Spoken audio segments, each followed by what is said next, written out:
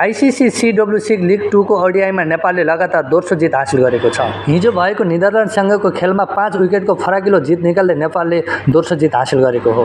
Toss हारेर पहिले ब्याटिङको निम्तो पाएको नेदरल्यान्डले 49.1 बल खेल्दै 10 विकेट गुमाएर 225 रन मात्र बनाएको थियो। नेपालको तर्फबाट सोमपाल कामीले 3 विकेट, करण केसीले 2 विकेट, सन्दीप लामेछानेले 2 विकेट र ललित राजवंशीले 2 विकेट लिएका थिए। नेपालका ओपनरले त्यति राम्रो प्रदर्शन गर्न नसके पनि मिडल ओभरका खेलाडी दिपेन्द्र सिंह ऐरी र आरिफ शेखले राम्रो प्रदर्शन गरेका थिए।